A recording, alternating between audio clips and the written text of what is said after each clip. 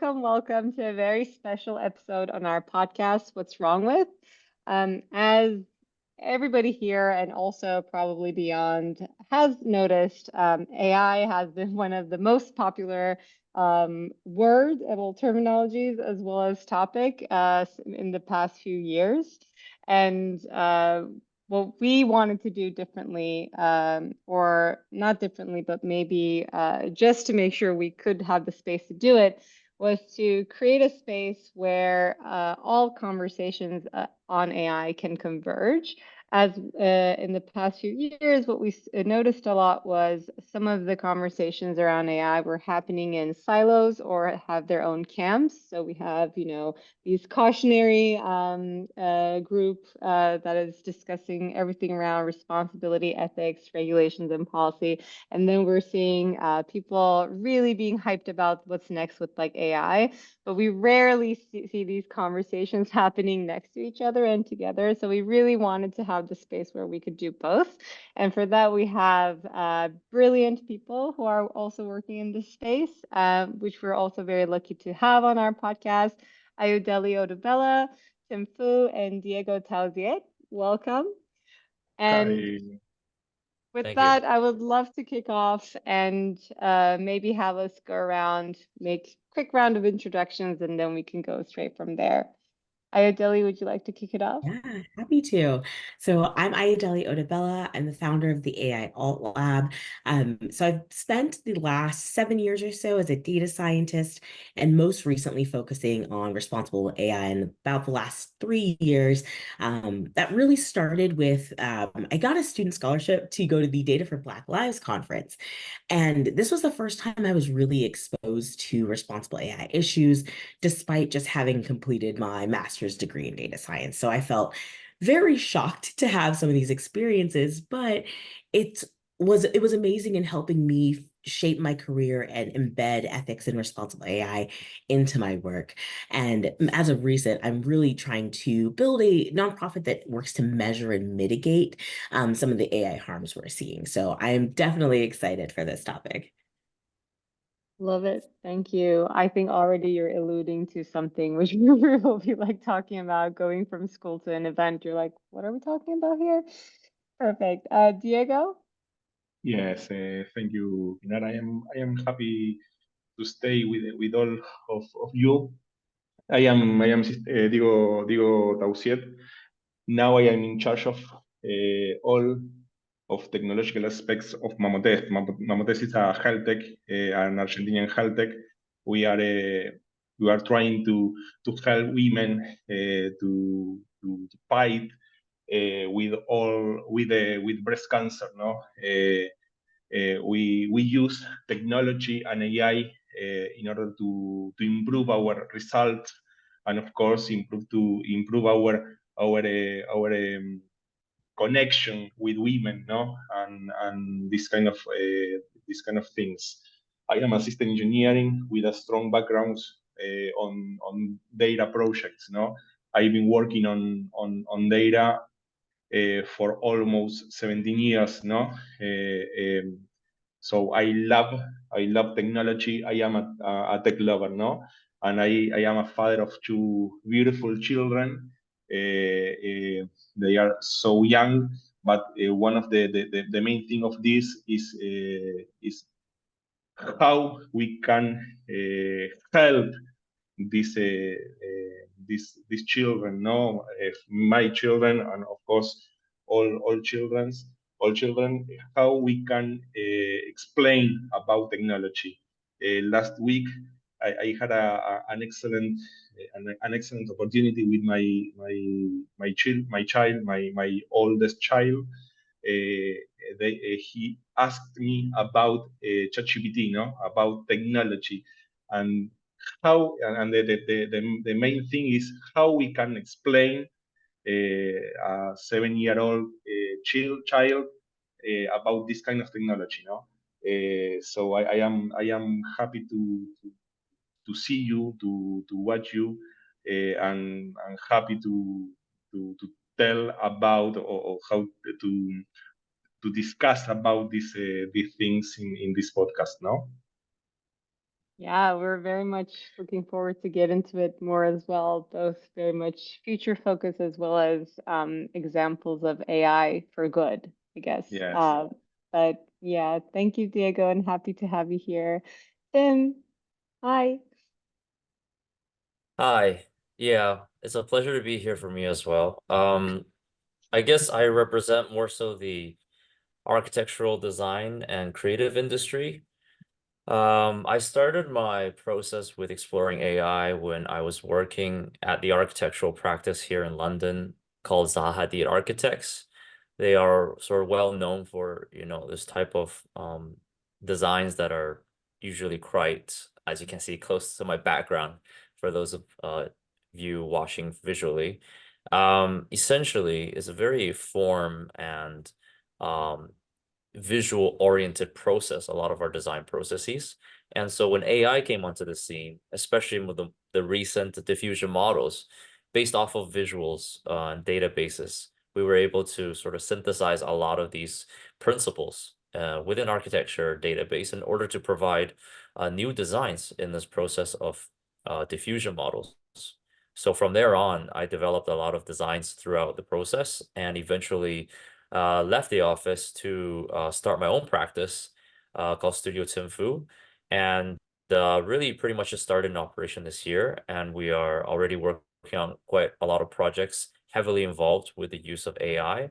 And what we're trying to do in this industry is basically interrogate the current process of architecture and find new ways to um, kind of almost want to say innovate or reinvent the whole process of architecture in this new age of artificial intelligence, which we believe will substantially change the landscape, and it will be acting as a disruptive technology in how we operate in the AEC industry, meaning our efficiencies will improve greatly.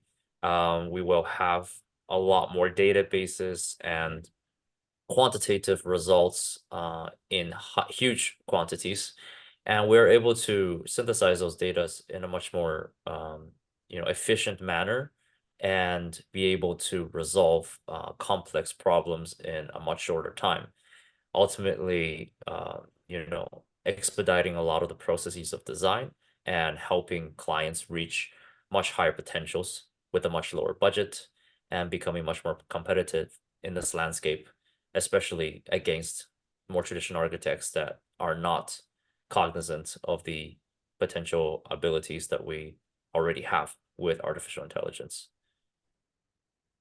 Thank you. As someone seeing the inefficiencies in the industry firsthand a lot, this is obviously an area that excites me very much. And we'll get into that more a little later too. Thank you, Tim. So I guess I'll kick it off with a very human question. So AI, of course, is not anything new, right? It has been around almost forever at this point. I was rewatching Matrix Trilogy as kind of like a comparative analysis recently. Like, what are we looking at? How are we looking at AI in 90s versus 2024? And it was mind blowing. I actually like the level of conversation that was happening then already. I'm like, oh, none of this is new. But the difference is, I guess, it got conversational, right? And language made it very human suddenly for all of us, and therefore made it relatable. And we were having a much broader conversation around it globally. And I would love to ask you with like the starter question, with everything happening, I guess this exponential growth that we're seeing in the past few years, what is something that excites you the most?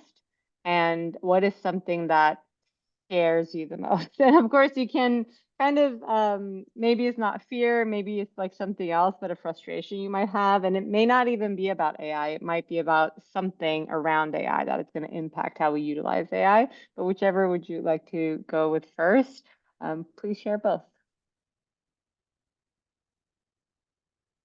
I can kick us off here a little bit. So I think I'll start a little bit with the fear. Okay. I think it's more so around rapid adoption. I don't think it's the tool itself. It is the fact that in 2024, we're seeing this hype around Gen AI, but we've already been rapidly adopting tools in sectors like criminal justice, in sectors like healthcare that are drastically impactful and have had negative consequences.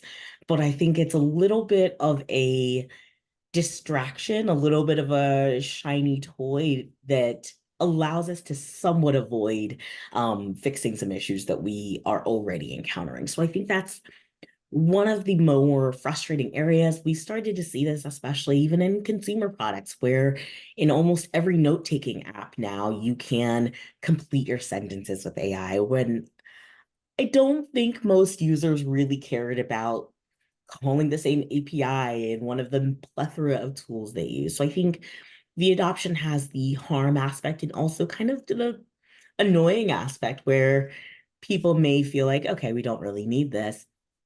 On the flip side of that, I think what's really exciting about AI is that there are opportunities, and I tend to view them as more narrow types of industries or verticals where it is actually truly helpful. And so I think there's a lot of exploration there that we kind of don't get to fully tap into because we tend to be, well, the companies that develop AI are looking for the highest amount they can sell it to other organizations. They are looking for immense amounts of funding, but for a lot of consumer things that haven't totally proven their value yet. So I think we have a lot of unexplored areas, and I think that's probably the most exciting aspect. But I'd love to get a little bit past some of the hype and maybe a little bit more pragmatism. And I think it takes a little bit of that to really explore creatively. I love it. Who wants to go next? Eh, well, I am a tech lover, no? So I don't see fear in this field. But I can feel that in the last 2 years, many people can access no can access to this technology, no, and many people in the last 2 years have many people have understood how this kind of technology may improve all kind of process. No, I used to work in a bank in Argentina. No, so in a bank in bank in that kind of business, it's common to talk about AI, machine learning, deep learning, this kind of technology. No, as I said, I am working, or I've been working in Mamotest in a health tech company for almost 1 year now, and I can see how this kind of technology improve many aspects of our life, no, like health, like access to a lot of things, no. So now we are in a good we have a good chance to improve our skills, no. Every people can upskilling using this technology, no. For that reason, I think it's an excellent moment in our life, and of course for many people this opportunity may may maybe can I don't know how to explain, but they can have some fear, no, about it, because they don't want, or they don't like changes, no. And if you don't decide to go for this change, you maybe stay outside of the system, no? For that reason, I think this is one of the worst thing in that moment for that kind of people, no? People who don't like who don't like changes, at all, no? But I think it's a beautiful moment, no, for everyone, because we can improve our skill. I am doing a MBA, you know, in my country. So I have access to a lot of people working or trying to study, trying to understand a lot of things without time, no? Because one of the main thing when you start studying is that, no, you don't have any time to stay with your family, to study a lot for all subjects, to work with your in your company. So this kind of technology improves your lack of time. No, for instance, using this kind of technology, you can improve these kind of things. No, for that reason, in this moment, no, I think it's wonderful for all of us. And of course, you want, or you need to have this upskilling, no? And if you don't want, or you don't you think you don't need this upskilling, maybe you probably will be out of the system. Yeah, we'll definitely touch upon that more. Tim?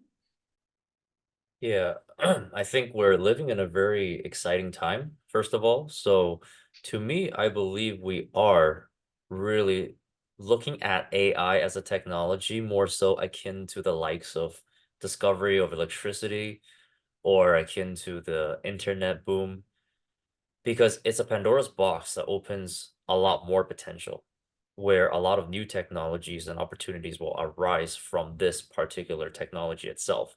So it's not like any other smaller technological developments. And what's really exciting for us is about exploring the full potentials in the creative industry of what we can do now that we're super powered with these technology, with the use of, ultra efficiency and high quantity of data. With that at our fingertips, how much more we can design, how much better we can design, and how much more can the designs address, real human requirements and societal problems it can solve. So with that, it's an incredibly exciting time in the design industry for everybody. And my background from Zaha Hadid Architects prior, we're already in the industry that is trying to push all technologies to provide opportunities for design. And so a lot of the complex geometries or the buildings that you see that is out of the ordinary, it's due to these technological progresses that allows us to construct in ways that was never possible. Prior to that, we had very, rigid structure of how to design. A column is a column, a beam is a beam. Things must go in a certain way to hold things together. Now we have extreme cantilever. We have doubly curved surfaces, organic blob texture and geometries, and complex space frames. So these things already are technologies that open us to possibilities in design. And of course, AI as a technology will then open up a lot more possibilities in what we can come up with in terms of expressions, in terms of making placemaking, creating new, environments for our habitat. Our human habitat, our concrete jungle perhaps is structural and it's made of steel and glass or organic materials. All these things are brought on by these technologies in the last few decades. So with AI, you could think of material research in terms of the large language model side, or you could think of structural optimization, how to maximize complex geometries in order to really deliver things that was never possible prior. And to do so in such a efficient way, it means that we're going to see a lot more of these creative results from the architecture industry. Like we won't be living in boxes and, cubes because this is the most efficient shape to calculate.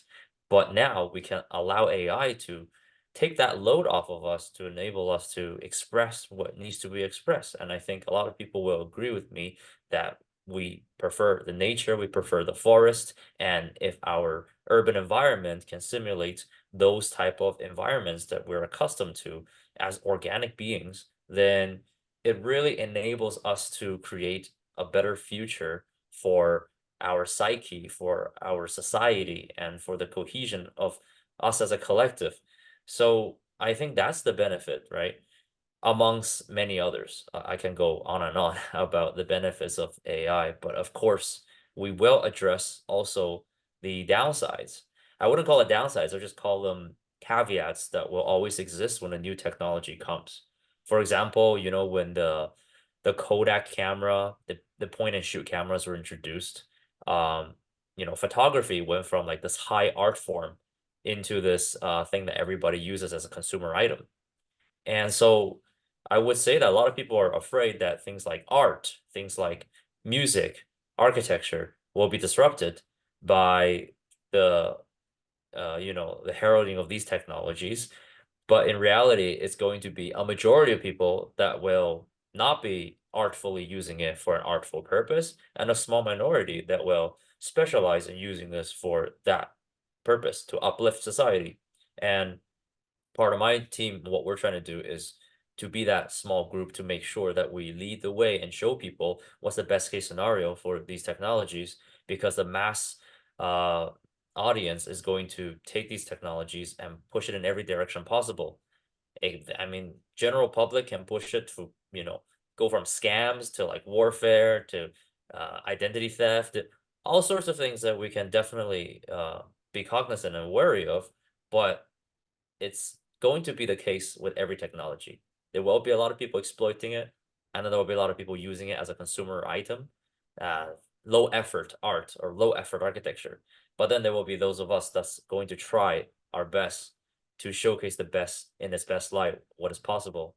So I think we're not in a completely different scenario than we were 10 years ago. It's just that it's another technology. It will go through the same cycle again, and we're going to see people adapt it with various degree of success and various moral basis.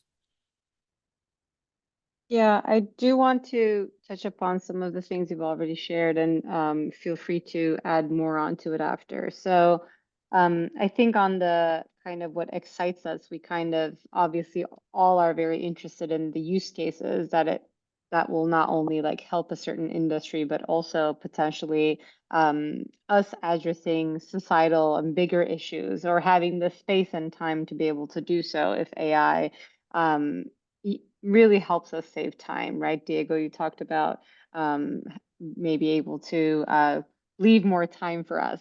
At the same time, I think I'm hearing kind of areas around like Ayodele, you mentioned rapid adoption.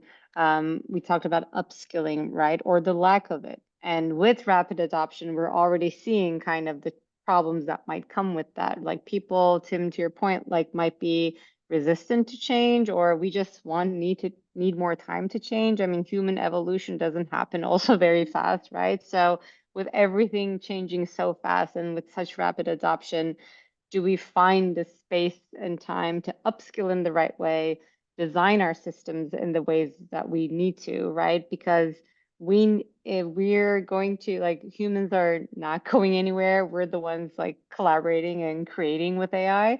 And I think how we're taking it, how we are equipped to be able to work with it effectively, what type of processes, systems we have in place to implement it efficiently. I think all the things around AI that is not necessarily about AI itself. I'm also hearing as like the potential like problem points and things to be mindful of and prepare for.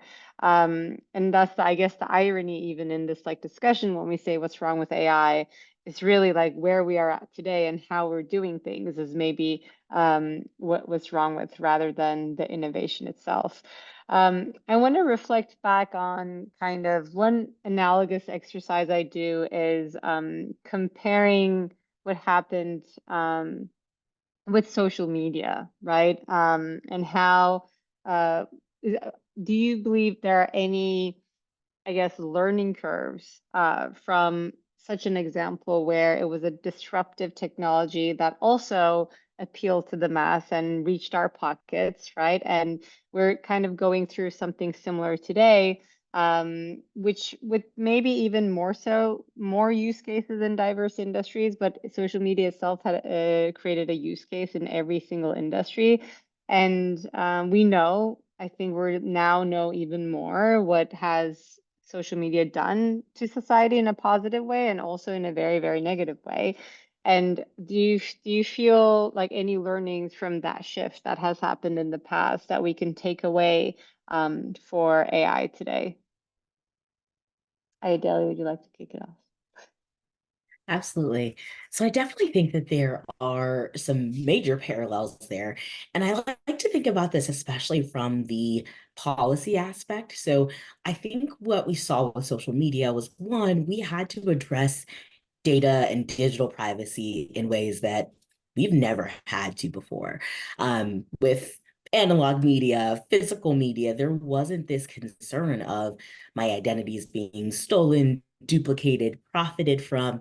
And I think that that is essentially what we're looking at with AI as well. If we're looking at, especially generative AI, we are going to have to rapidly create new policies and really a new collective mindset on what does copyright look like, what does our intellectual property look like. Not only do we have to be a bit more critical because of AI tools, but the entire world, each country essentially has their own regulations. Each region has different values and norms that we're trying to contend with.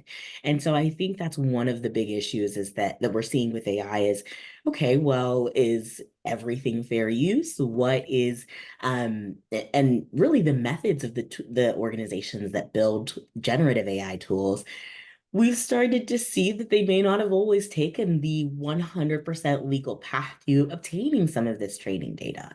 So we have to be a bit more critical there. And I think that's one of the biggest parallels and the shift is, and I think one of the biggest conversation drivers is that we're all concerned about, okay, well, if I own something, don't I have rights to that? Don't I have options to opt out or to not be included in certain training data? I think that's a huge parallel that we're seeing and we're having to address kind of like we did with social media. We've seen Meta and other organizations get hit with these really large data privacy fines.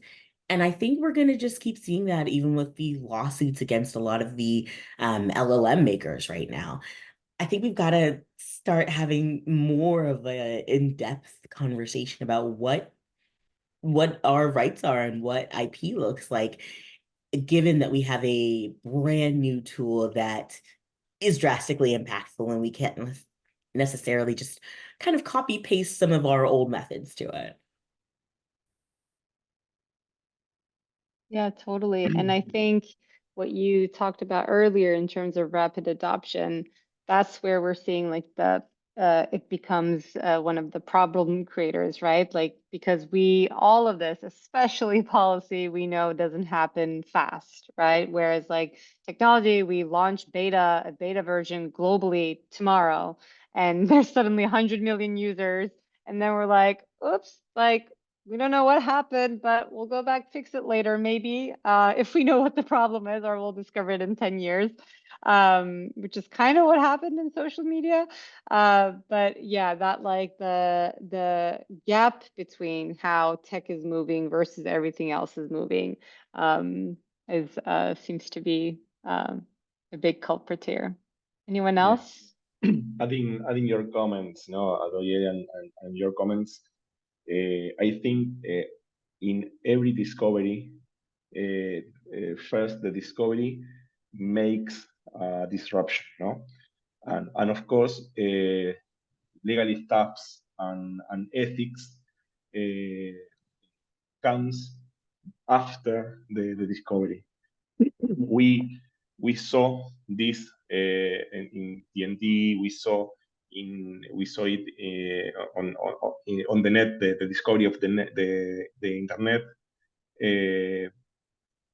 I think it's a normal way, no, because you discover something and then you have to normalize, or you have to build different laws in order to maintain, or in order to improve this discovery. No, now we are looking for this part of the discovery. You know, we are trying to build different laws or different way of using this technology in a good way. No, but a human being is a human being, and of course the use of the technology depends on human. No, of course. We need to use this kind of technology in an ethical way, you know, and of course now it's so difficult to control a lot of things, no. For instance, as Ayodele said, no, the intellectual, the how someone or who writes something, or who writes a song in particular in this kind of particular thing, no? So now it's so difficult because AI makes these kind of things difficult, no?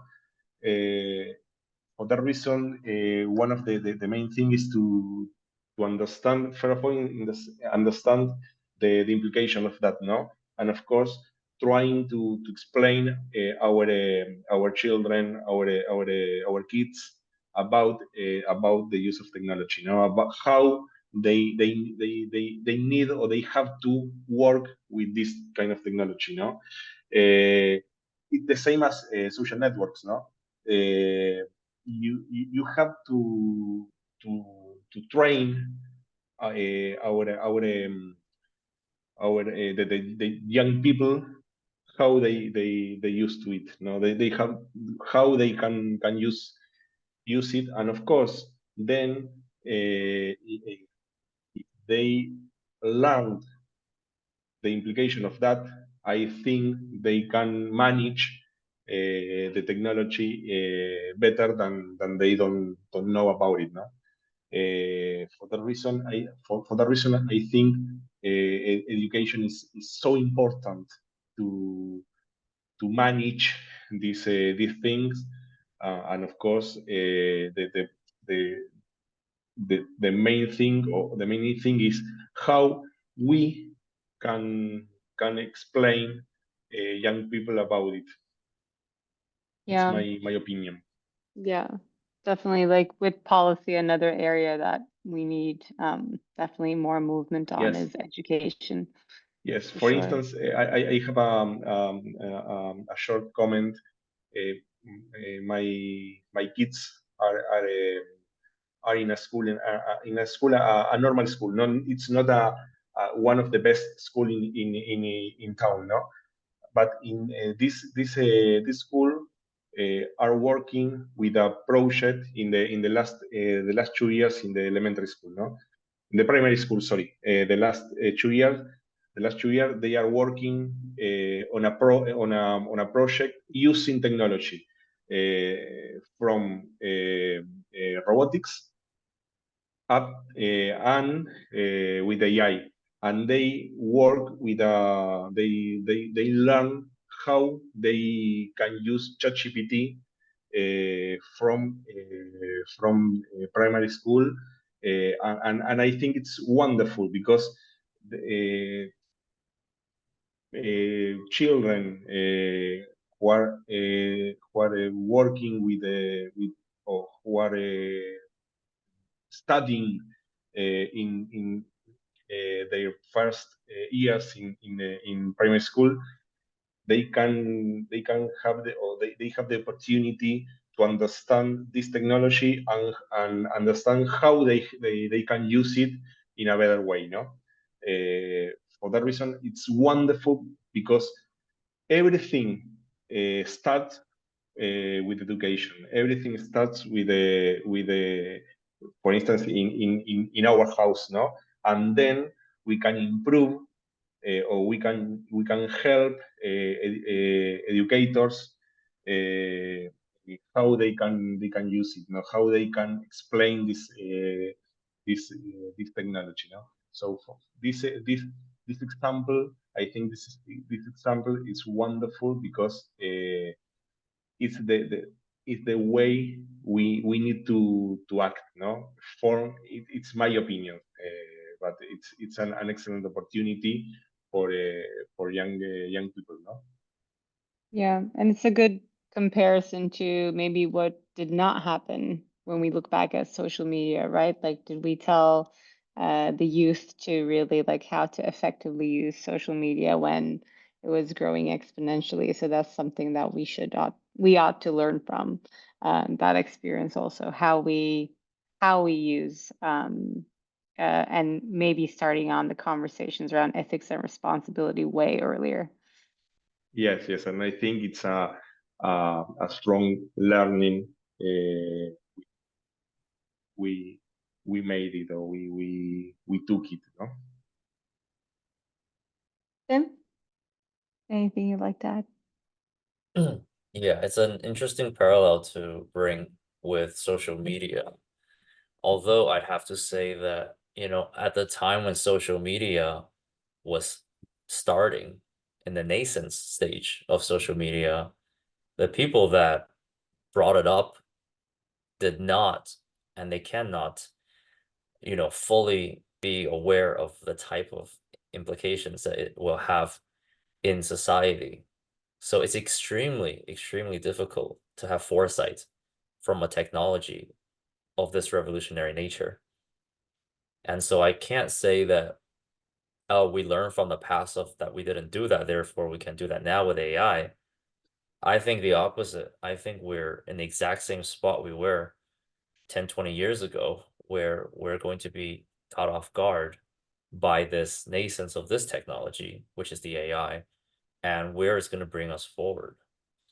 I think every industry leaders, we all have, some preconceptions of what we believe is the right thing to do and what we believe should be the best approach in this paradigm.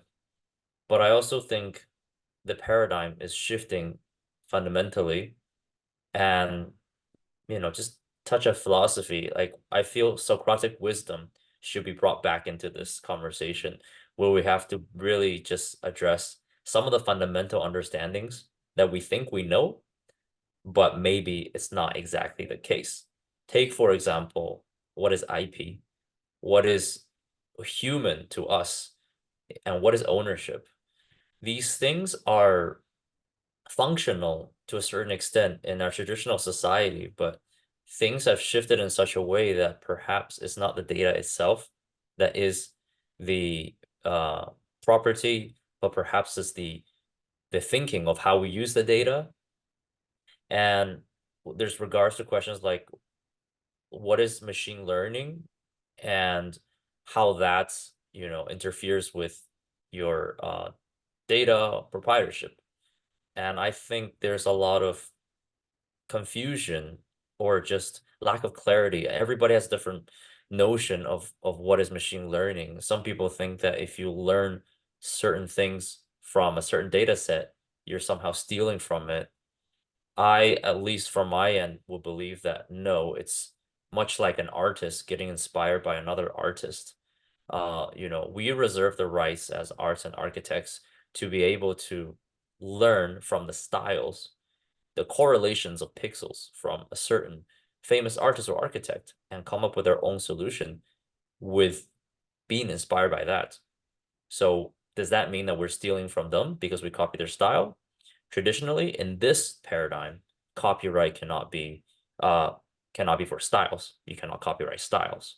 And we're getting to that domain now where actually, when we look at the semantics of it all, the pixel correlation that we're picking up from visual data are actually what we in the human language call a style. And if we put ourselves in that perspective, can somebody else opt out of machine learning as much as I can opt out from art students learning from my art that's already in the public domain? It's a difficult question. I just like to bring about the different potential answers that can come out of this, because for me, it's not that clear cut, and I don't have an answer. I don't have a stance on it that's strong. I just think that I see the other aspects of it that is not necessarily as vocally addressed as the people that are addressing it as a sense of data privacy uh, breach. And I think if we allow humans to learn from public data or big data of whatever, of yours or anybody's, that if a person can learn it, why can't a machine? If we allow a biological brain to learn it, why we cannot allow a synthetic brain? And should that be the case? I don't know. I just think that these are going to be questions that's going to be coming up more and more, and that potentially will kind of reconfigure how we think about data and proprietorship. Because right now, copyright is founded on this paradigm in which we commodify these data sets, we commodify all these information. And I already from decades ago supported and believe in free open source knowledge and information, contrary to the institutionalized education system. And I've always am vocal against that because I believe it should be a, basic human rights that everybody should have access. We're already living in a society that we can connect all these information to everyone. So why can't, big Ivy League institutions open up their database to the whole world and allow everybody to collectively benefit from this new domain of knowledge and allow us to work as a human collective? I don't think these things should be institutionalized. I don't think, useful data sets that can help us maybe research breast cancer, all these, whatever information, the more we're enabling ourselves to be interconnected with these data, the more different industries can cross-pollinate and help each other.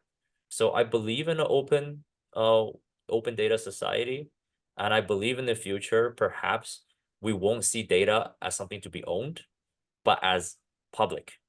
So that's just the other aspects that I think about, though I don't have a clear stance on. Ayodele, do you want to say anything? Yeah. I read from your face. Yeah. So I really love this point that you brought up on like what does ownership look like? And I agree with you, especially on like institutionalized data from large organizations, large educational institutions as well. I think my stance is a little bit different when it comes to individuals. So to address your point, like how we learn art styles from past artists and individuals do that, I think it changes when machines learn because of how and not the what. So if a ML tool, let's say an individual built it to learn art styles at a more rapid pace, and they use it for developing their own art. I think it's a more use case to use case scenario where I don't think that that really violates or contradicts any other aspects of ownership.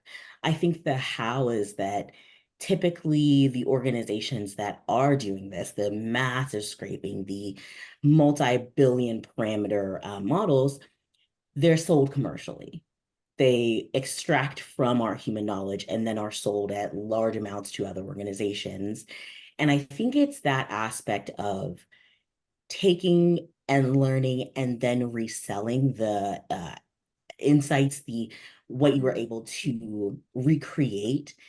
I think that's the aspect that actually violates our privacy and our ownership, is that it ends up being not only resold, but these organizations are able to raise $50 billion for the idea that their insights that they've extracted from us is that valuable. And I think it is so valuable that it's worth it for them to put the compute, time, human labor into building, but the aspect that we get nothing. There's zero compensation for any content creator. I think that that's when it becomes extractive, and that's when it becomes, in a certain sense, exploitative. We're not compensated, and yes, we have access to these tools. They've, especially Gen AI, I feel like is still, we're waiting for that crucial moment where it has proven that it's actually valuable. And yes, I think it's helpful. I think it's helpful for brainstorming, for breaking down tasks, but I don't think we've hit that critical, okay, this tool is so drastically beneficial for society that we've all gotten something back yet. And I think that maybe that could happen, but I don't think, based off of like the history of Silicon Valley and big tech, that they're really concerned with giving that knowledge back. I think looking at their intentions as well, it is to sell, it is to make money, it is to profit. And I think that's where it becomes more an issue rather than I want to build this tool and maybe use it for my open source community, or I want to use it as an individual. It tends to be more, we can get money for this, we can sell it off, and we didn't have to create any of that. I think it's super interesting where, you know, while we see the value of kind of elevating our societal knowledge and access to information, right? But once there's like a business models get involved and this turns into like a commercialization opportunity, it of course, rightfully so, raises the, well, who makes the profit? And if the players are always the same, then the like the ideal scenario we have and what AI might enable is benefiting a certain percentage, which has been the case, you know, in the past too. And maybe that's also like what we saw a little bit. Well, in social media, we saw opportunities where people also created their own platforms to make money off of. But of course, in the beginning, I think our data just helped these brands kind of grow, right? And I guess and I agree also, Tim, when you talk about, you know, there's no way we can foresight, right? Like what's going to happen. If anything, like an analogous reading I did recently was Art of War. Like there's no planning, there's only preparation, right? In such a complex and almost like chaotic world. So what are those like preparatory measures almost that can be incorporated into the tech development and deployment time itself, right? I think that is what I'm very much intrigued in and don't necessarily hear a lot about. And I think the irony there is, you know, I was in this like conference where there was like a lot of tech conversation, and I was in a fireside chat around digital currency, and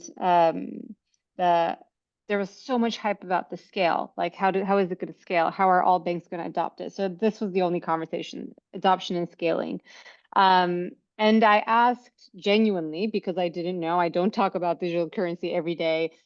What are some of the things that you look into for people who might fall behind, right? Like not everybody is digitally savvy when it comes to especially banking, right? And Diego talked about banking a little bit. The first response I got was, I don't think the question was understood. The response was like, well, there will always be late adopters, but I wasn't talking about late adoption, right? And the second response I got was, the question was understood, but maybe the answer was worse. Well, when you're consuming what we've deployed today, we're already developing what's going to come out in the next 6 months, meaning we don't have time to think about that. So I think the irony here is like I could see where like AI could really giving us back some time. It's maybe hopefully to utilize for critical thinking, like being more cautious in what we're deploying or having the space to actually think of some different scenarios that might play out, right? To see how we might prepare for it. But for us to get there, does that mean we're gonna do all this harm to be able to like get into that point too?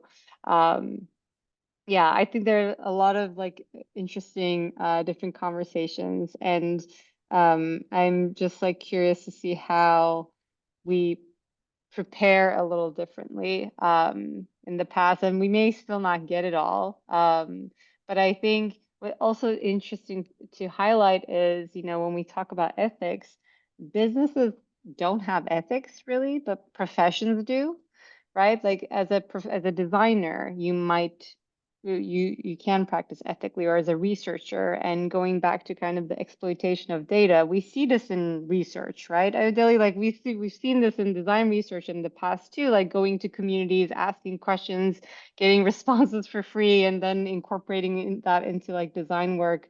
Whereas now we're trying to change that practice and how to compensate people when we're collecting data, or how to perform research ethically.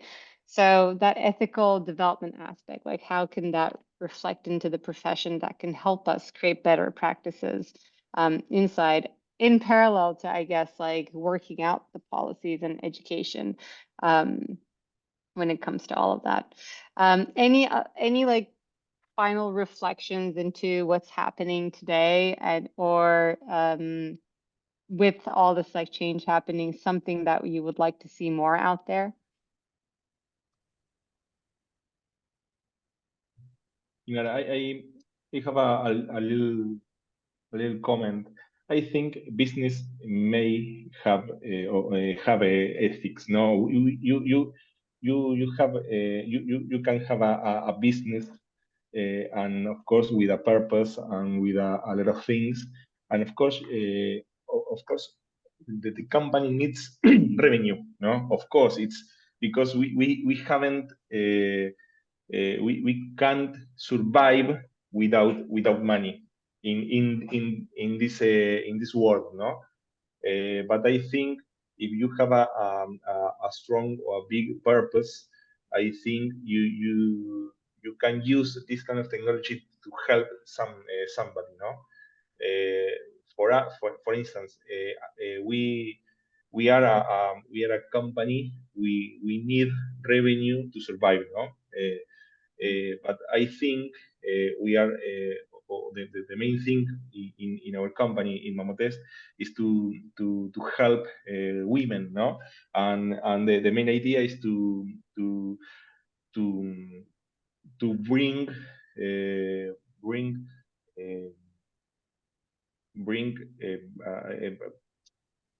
a good diagnosis for every women. They may not may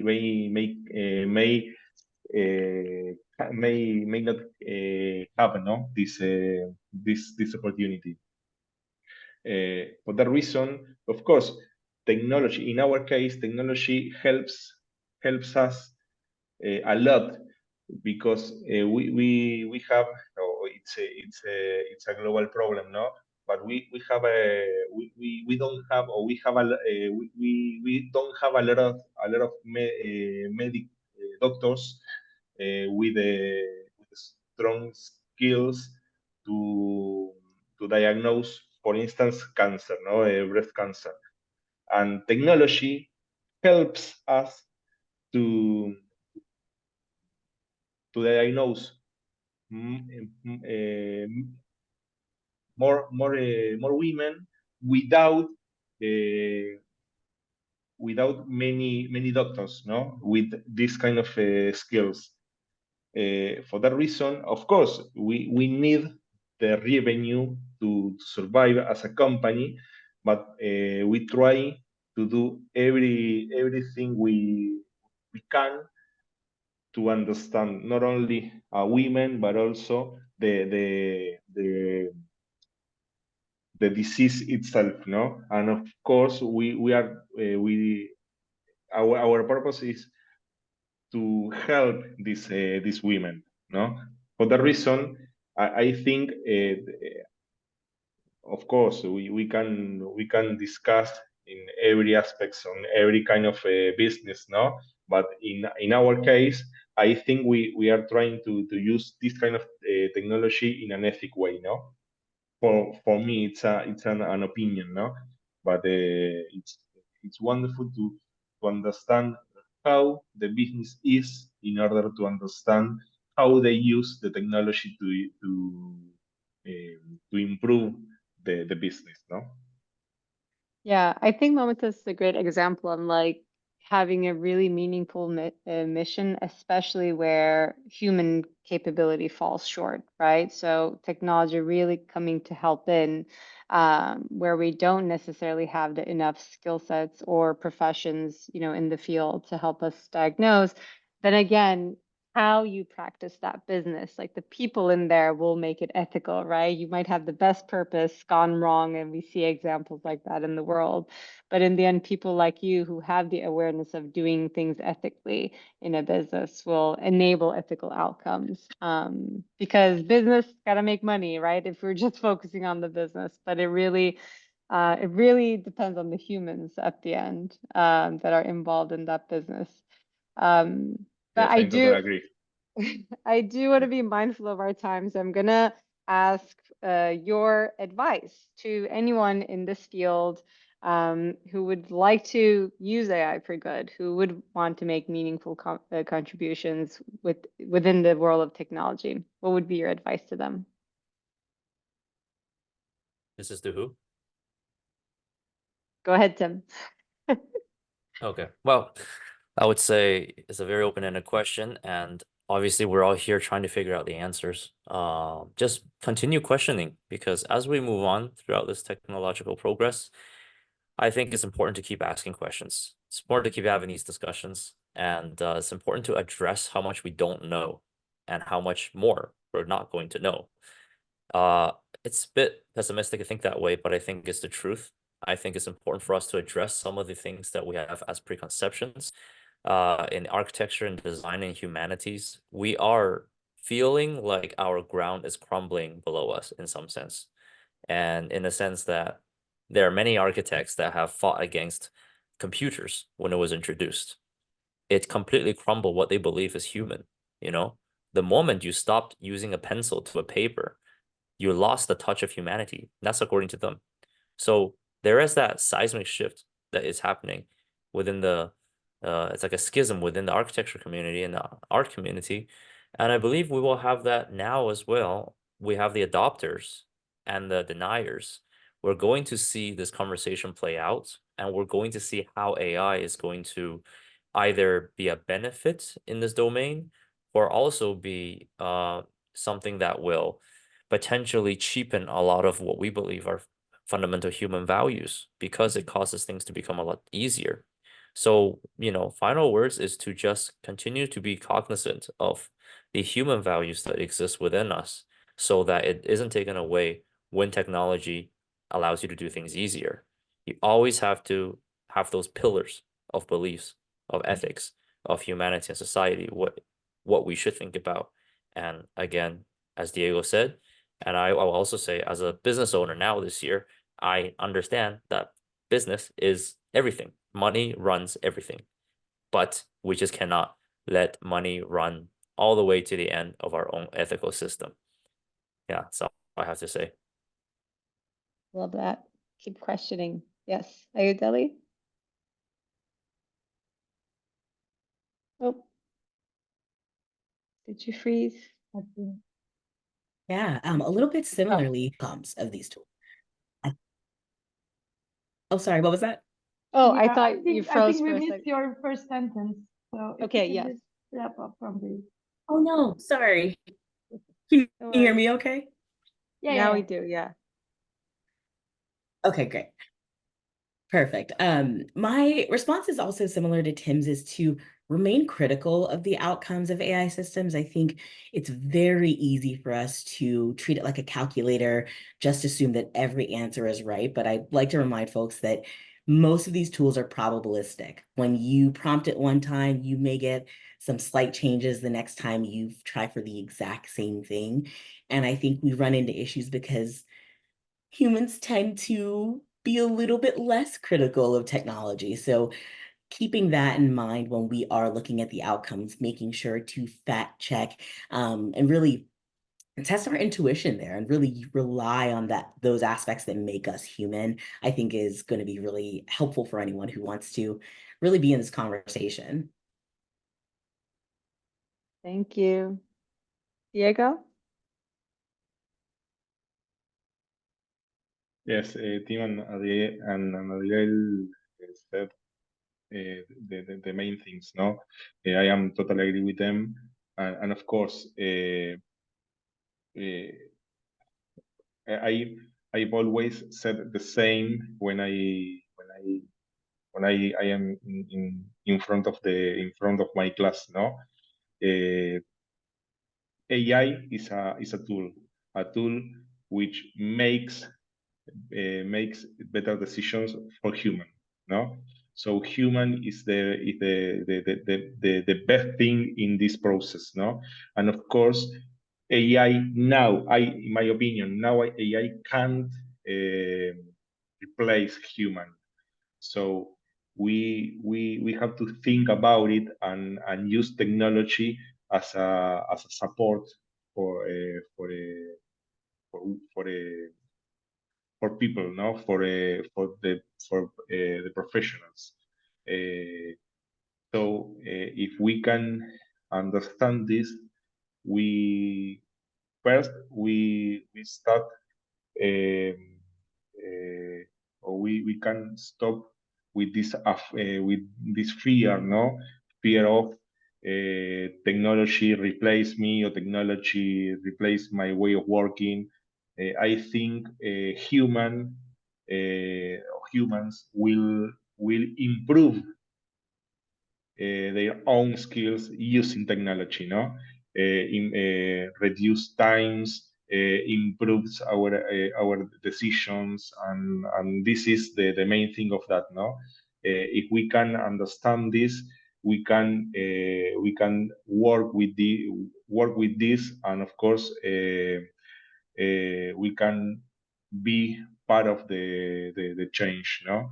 Not a person who are looking for another thing, or a person who are watching this transformation, these changes, but like a person who are watching a video or a movie, no? For that reason, this is, for me, it's a strong thing. No, if we can understand technology as a tool who improves my way of working, we can understand the main aspects of that. Thank you. So use it as a tool to support us in best ways, ask questions, and remain critical.